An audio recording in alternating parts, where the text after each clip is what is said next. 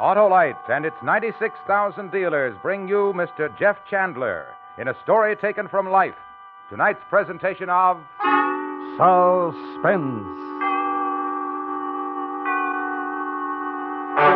Tonight, Autolite presents The Case Against Loo Doc, a factual document concerning the San Francisco Tong Wars, starring Mr. Jeff Chandler.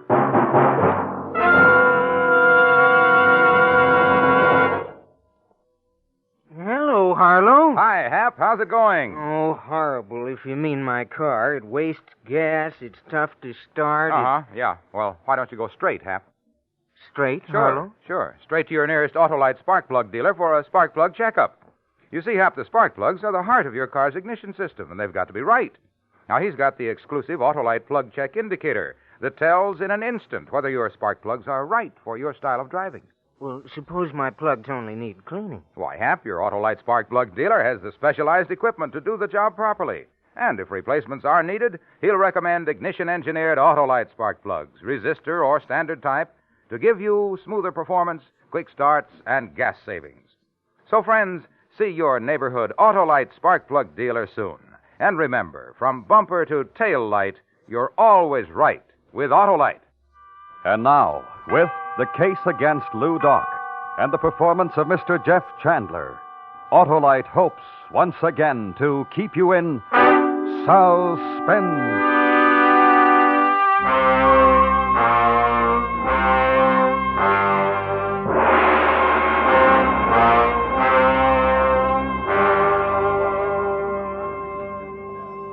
Lieutenant Sonjak, you take your men, go up to the other end of the alleyway. Plant them back in the doorways. It's plenty dark, they won't be seen. I'll do the same down at this end. The signal to move will be a sharp blast of the whistle. You got that? Right. All right, man, you heard the captain. Where's the DA?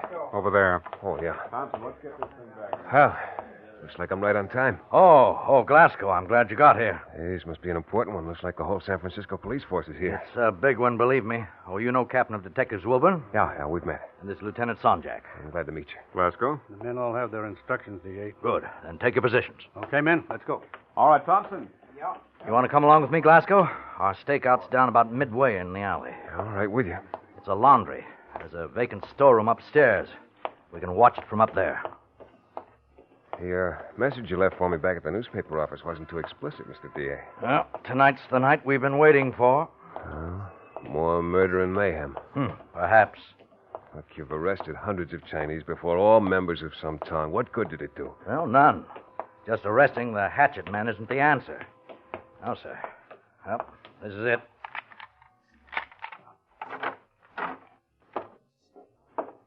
Smells empty. The Chinese laundryman who ran this shop was hacked to death in the last Tong battle they held along here. Come along. It's up those stairs. Who's having it out tonight? The Hop Ying Tong and the On Sings. Well? Kum Ji Ho and Loo Doc. Yeah. The two most popular and powerful Tong leaders. I agree with you as far as Kum Ji Ho is concerned, but as for Loo Doc... I'm more determined than ever to get him. This man lives a double life, Glasgow. By day, a sweet, smiling, and innocent silk merchant. And by night, a ruthless murderer of his countrymen. He won't stop the Tongs by convicting Loo Doc. Well, we'll be able to see everything from this window. Clear night. Yeah. 1,000,000 stars in the sky. We stood next to the open window above the laundry shop, fearless District Attorney Red Muccia and I, and we waited. From the window, we could see down into the dimly lit street called Sporefoot Alley.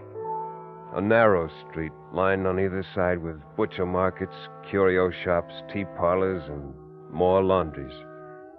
In some of those shops, fronts for hidden gambling dens, sultry, air-oppressed opium dens. Loo Doc, the man the DA accused of being the most notorious Tong leader in San Francisco, was all of that. But he was more. Loo Doc was my friend. He was a man of principles. Born in San Francisco and wanting to adapt himself to the ways of his Western brothers, he'd learned to speak, read, and write a pronounced English. He'd educated himself in the thoughts and ideas of the Western world. I knew Loo Doc. And I had my doubts that he was going to show up in Spofford Alley tonight. Cigarette, Glasgow? Yeah, thanks.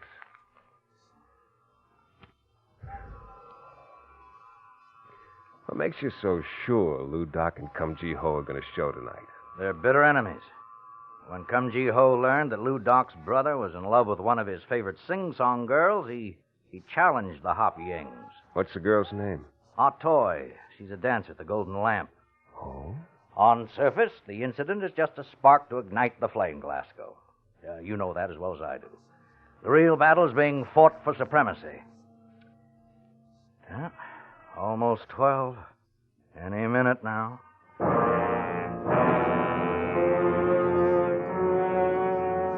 We didn't have long to wait.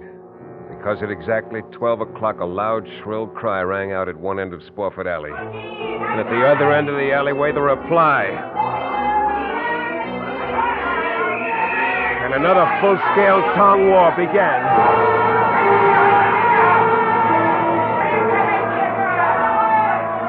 There were at least 50 black-suited Chinese with their plates shoved under dark slouched hats that met head-on in the alley. Their hatchets reflected the moonlight as they crashed open enemy heads, and long, gleaming daggers found their marks in soft, easy flesh. And as the police moved in, they scattered in every direction, stumbling over the dead and wounded. But the police were efficient. They'd holed up both ends of the alley, and it looked like they'd rounded up every one of the boo-how doi that was alive. The district attorney paced the floor of the storeroom, his hands nervously twisting behind him as he waited for his captain of detectives to report to him. Then we heard heavy steps coming up the stairs. In a few moments, 3 men appeared at the head of the landing. Captain Wilburn, his Lieutenant Sanjak, and a smiling, dark-haired Chinese with his hands tied behind him. D.A. Oh, where's the other one? He disappeared. What do you mean he disappeared? I don't know, D.A. He was in mixing it up with the rest of them. I know, I saw him. But after we had the rest of them rounded up, I couldn't find him. How did you know it was Lou Doc, Captain? The big head. I recognize his big head. You can't accuse a Bring man that other one over here. Okay. You, move. This is the one they call Cum Ji Ho. I know why you started this one, Cum Ji Ho. Oh, yes. How did Lou Doc manage to escape? Oh, yes. Lou Doc. Very fine silk merchant. Yes. Don't stall with me. It'll go a lot easier on you. You know you're not going to get this man to talk. We'll see about that. Now, I want the names of every boo-how doi that fought in the alley tonight. Chang, Talo, Diayin. What was that? I think he said he wants his lawyer before he speaks another word. Correct. A lawyer? Yes. Thank you. Well, I never heard of Looks any... like tonight wasn't the night you thought it was going to be, D.A. I'm afraid your net results are 0.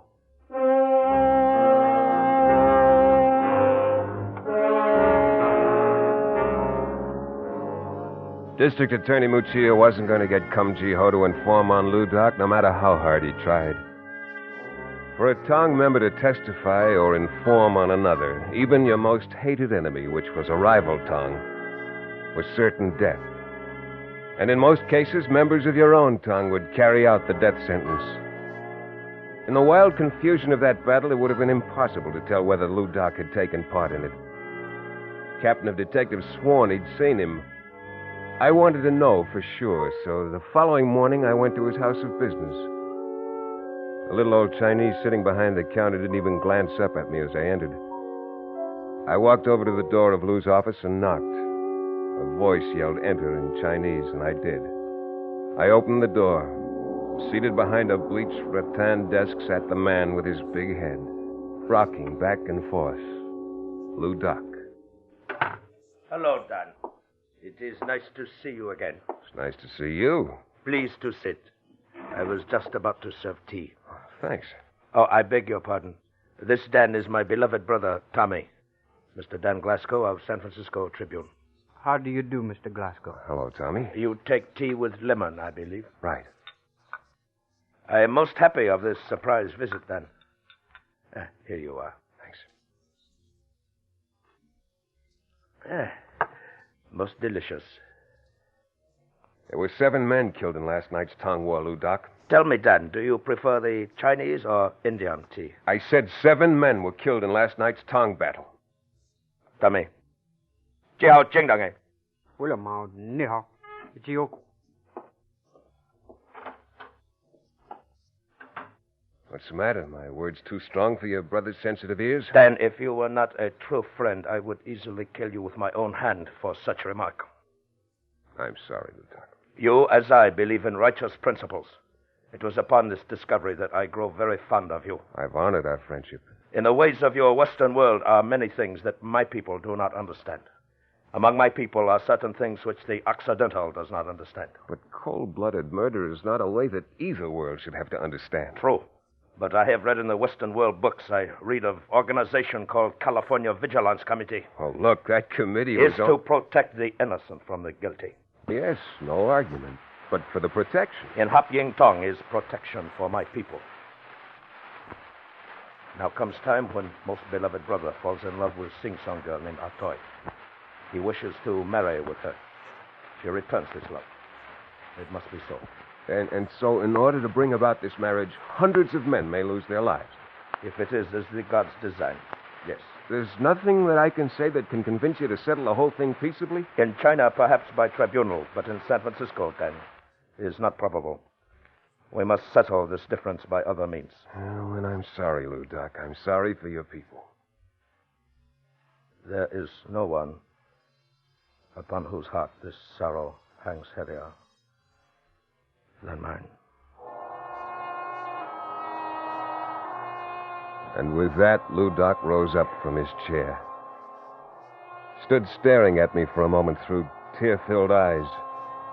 And then he turned and strode majestically out of the room, his large head bent as if in prayer.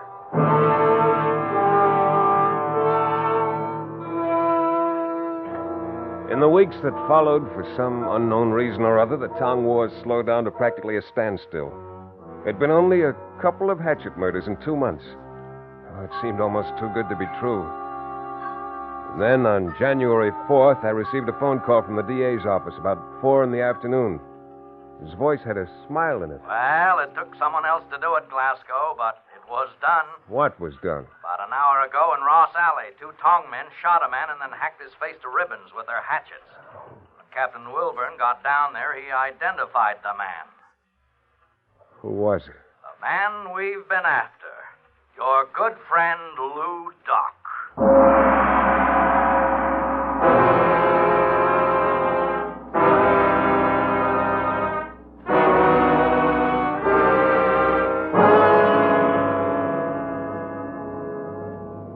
Autolite is bringing you Mr. Jeff Chandler in The Case Against Loo Doc.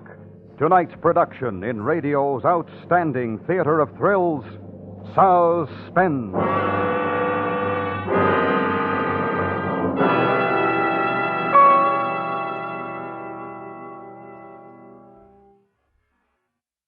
Say, Harlow, just what does ignition engineered mean? Well, Hap, it means that Autolite spark plugs are tops in quality and performance.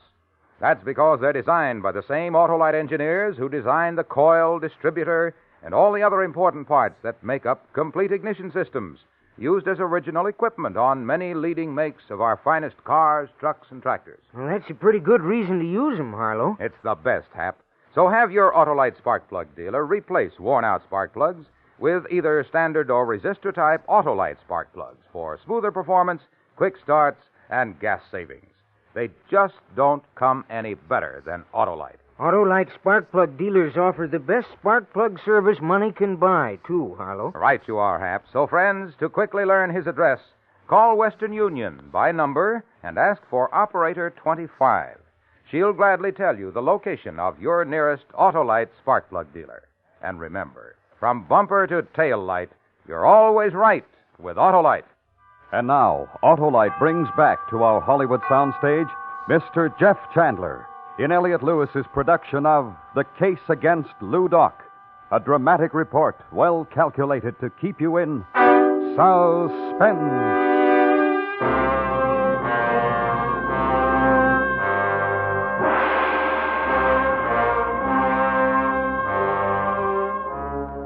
Lou Doc had been my friend, and the realization of what an impact his death would have on his following hit me. It was to be a great loss for them. I hung up the phone and decided to go down to the police station. When I got there, the desk sergeant lifted a tired finger and told me that Captain Wilburn was back in the morgue with Lieutenant Sonjak. Come in, Glasgow. The DA said you might be down. So you finally got Lou Doc. We didn't. It was a couple of rival tongmen that did the job. Did you pick him up? Nope. He got away. Want to take a look at him? Is he bloody? Yeah. Over here. All right, Sonjak. Turn down the sheet. No. See what I mean when I say bloody? His face. His own mother wouldn't recognize him. How do you know it's Lou Doc? By the head. Take a look at the head, what's left of it. Doc had a big head, almost out of proportion to the rest of his body.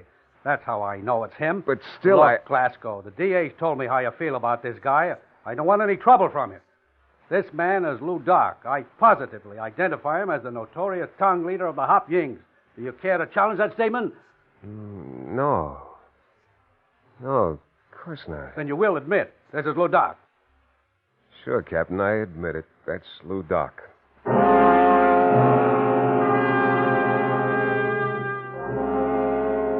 I admitted it because the thought suddenly occurred to me that here was the opportunity I'd been waiting for.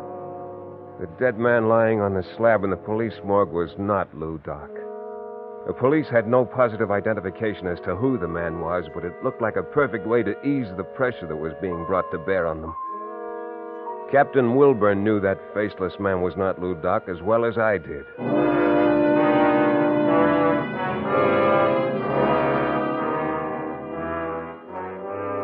The following morning, I went to the business house of Lou Doc, the silk merchant.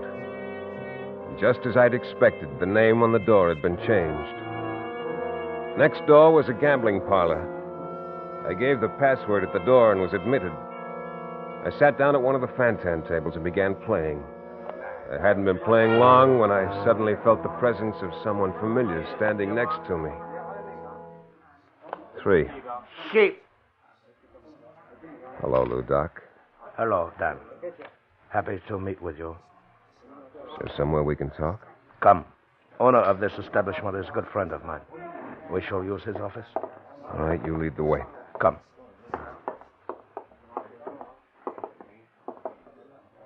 In here. Now, we are alone. Yeah, you're still hale and hearty, even though you're dead. That is not good joke. I take it you read the morning papers. Oh, yes. In time to change the name on your place of business. You were pleased to see elimination of Lou Doc, weren't you, my friend? You want the truth? Our most precious bond, Dan. Yes, Lou Doc, I was, because now it's no longer necessary for you to work with any tongue. It surprises me that you, of all persons I respect, should think that way. There's great work yet to be done among my people. Forget the work, Lou. It's a battle that won't be won until every tongue is disbanded. And if I leave, what then? Kumjiho and his tongue take over leadership in San Francisco? The terror that exists now will seem, my friend, a mere particle? Well, what about the police? The police are satisfied, you know that. The notoriety and publicity that have gone before will no longer continue to follow me. The Hop Yings will continue to exist and you still behind them. Yes, my friend, to make decisions. I will set up puppet leader, but their rival Kumjiho will always know that still sitting on the throne of the Hop Yings is Lou Doc, the man he fears. I'm a newspaper man. I have to print the truth. You know that. Yes, my friend, I know. I also know something else. Yeah? I also know, Dan Glasgow, you are a true friend of Lou Doc.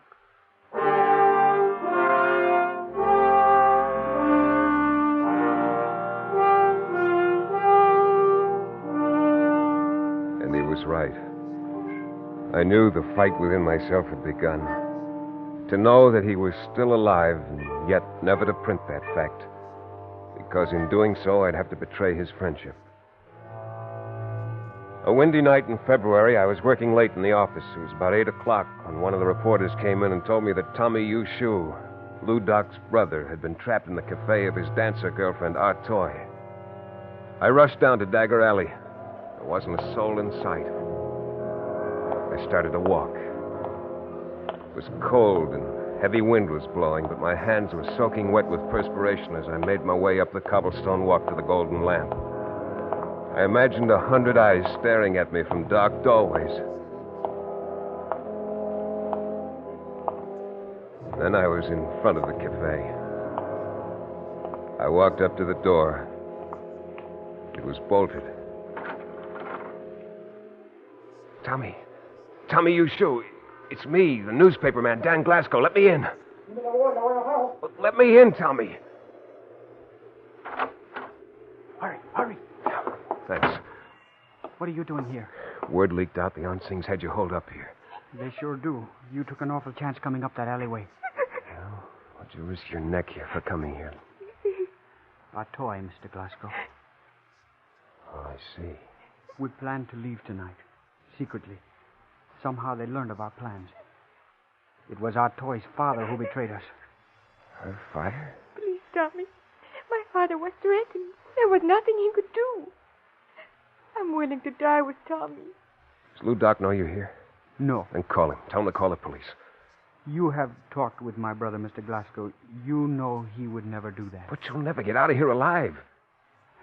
Then it must be so. Oh, I don't understand it. You'd be willing to commit suicide because of some silly, superstitious, and clannish idea that the only way to deal out justice is through force. Well, you and your brother and everybody who thinks that way, Tommy, are wrong. Maybe the idea of tongs originally were good ideas, but the goodness has gone out of them. I'm going to call the police. One moment, Mr. Glasgow. I'm sorry, but I cannot allow you to do that. All right, Tommy, you can put away the gun. I won't call him. Can I call your brother? Perhaps that is best.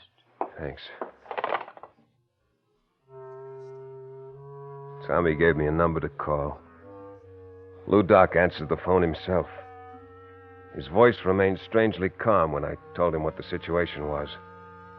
He told me he was coming right down, warned me to stay in the cafe. Then I hung up. The three of us, Tommy, Yushu, the sing-song girl, Odd Toy, and myself, sat down and waited.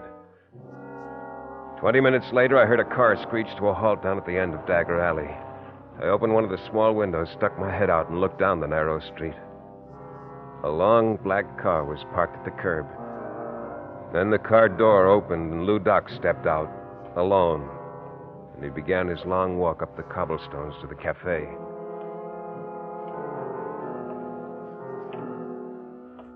He walked slowly, staring straight ahead, his body firm, rigid, in one position. It was just the movement of his legs. Wearing a long black coat, he looked like a giant as he took long strides, holding his oversized head high. Lou! Hello, Don. You better get inside. There must be at least 25 of them out there. I'm all right. Tell Tommy to come out, But, Don. Lou, you don't have a chance. They won't attack me. They haven't the nerve. Tell Tommy to come up. Tommy, he wants you to go with him. I've got to go, Atoy, but I'll be back for you. Do not fear, my beloved Tell him to one. hurry, Don. Tommy! I'm going. Hello, my brother. It is And good you. to see you. Goodbye, Don. I see you soon again. Soon, Lou Doc.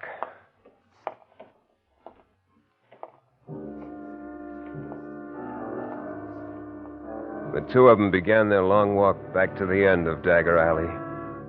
Lou Doc's hand closed tightly around his brother's arm, walking slowly but steadily toward the black car. They weren't 10 feet from it when from out of one of the dark doorways a figure jumped into view. It was Kum Ji-ho. Kum Ji-ho let go with 4 wild shots. Lou Doc whirled, covering his brother, at the same time whipping out a gun and firing. Tommy opened the door of the car, got in, and started it up. Then Lou Doc fell to his knees, still firing. Tommy gunned the car away. Lou Doc pitched forward on his face, emptying his gun. Kum Ji-ho dropped to the pavement, clawing at his bloody face. He twitched for just a moment. And then he lay still.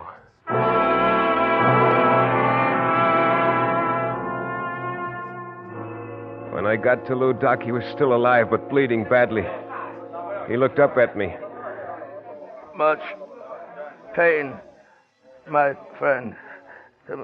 Much pain. There'll be an ambulance any minute now, Lou. Just hold on. This is not death I prayed my ancestors to give me then. I die lying on wet pavement in dark alley at night. My wounds bleed freely. Oh, Lou, you're not gonna die, Lou. Our most precious bond, truth in our friendship. Promise as you hold me in your arms, my friend, that in stories that will be written, in one of them, someone will write. Someone will write that beneath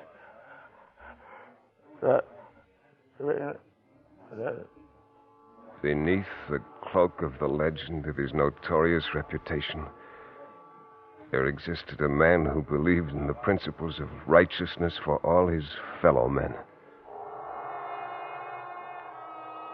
Who is there who can sit in judgment and proclaim that there was any case but goodness against the man named Loo Doc?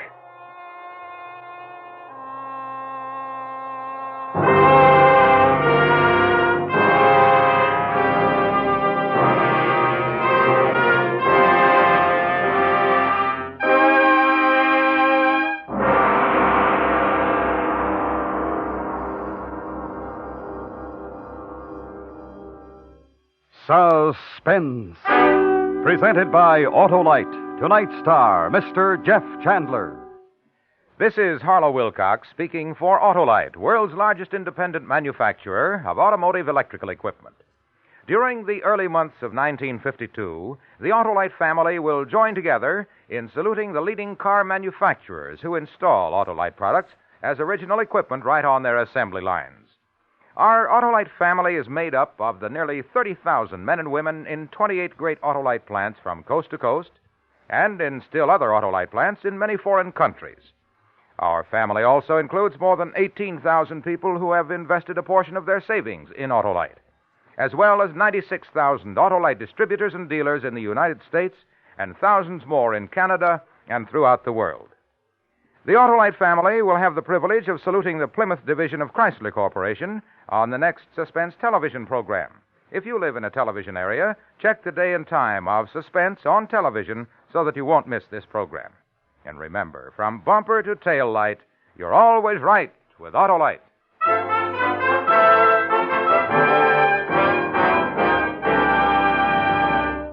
Next week, our star will be the First Lady of Suspense, Miss Agnes Moorehead, as Lizzie Borden, in a dramatization of the most famous unsolved American murder mystery, a true story we call the Fall River Tragedy.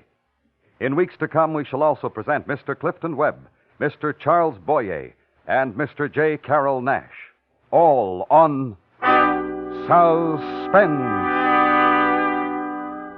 Suspense is produced and directed by Elliott Lewis, with music composed by Lucien Morawick and conducted by Lud Gluskin.